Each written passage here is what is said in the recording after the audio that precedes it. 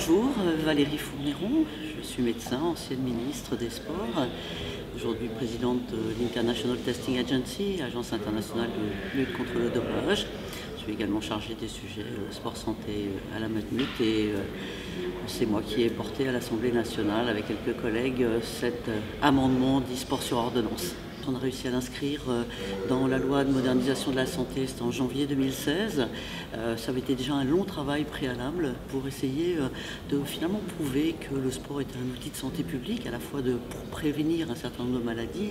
La première des maladies, c'est celle de la sédentarité, qui est la première cause de maladie et de mortalité par maladie non transmissible selon l'Organisation mondiale de la santé, mais également l'activité physique et sportive est un élément du parcours de soins de malades et c'est pour ça que nous étions battus pour que enfin on puisse prescrire, que les médecins traitants puissent prescrire de l'activité physique aux patients qui ont des maladies chroniques. C'est 11 millions de Françaises et de Français qui ont une maladie chronique.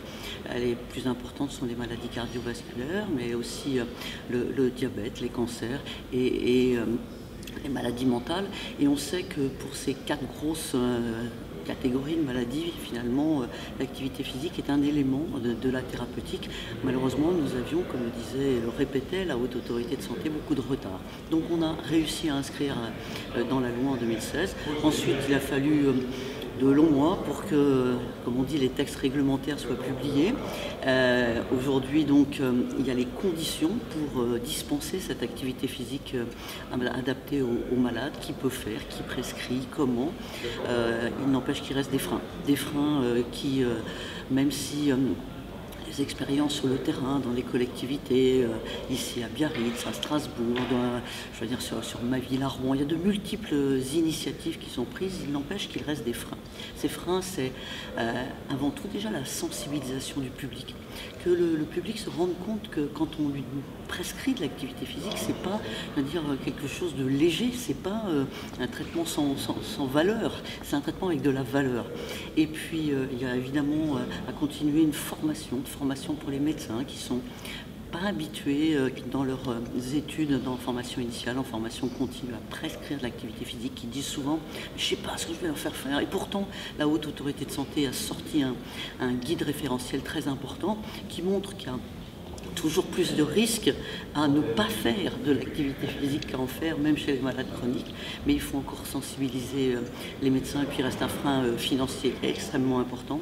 Ce frein financier extrêmement important, puisque à la fois la prescription d'activité physique et la prise en charge de l'activité physique d'aujourd'hui n'est pas encore dans un cadre réglementaire qui permette qu'il soit le même sur l'ensemble du territoire. Il y a quelquefois des financements publics qui arrivent des agences régionales de santé ou qui arrivent du ministère des Sports, mais il y a besoin qu'il y ait finalement la même base publique sur l'ensemble du territoire national pour qu'il n'y ait pas des disparités sur les territoires, qu'il n'y ait pas des disparités en fonction des malades. Et pour la première fois en 2020, il y a inscrit dans le projet de loi de finances de la sécurité sociale la possibilité pour les femmes atteintes d'un cancer du sein, qui est le premier cancer de la femme, 59 000 cas tous les ans, 12 000 décès malgré les progrès que nous faisons en termes de mortalité. Et donc on a aujourd'hui, à partir de 2020, normalement la possibilité pour les femmes atteintes d'un cancer du sein, après une chirurgie, de prescrire de l'activité physique. Mais ça reste, bien sûr c'est une étape importante, mais que c'est long.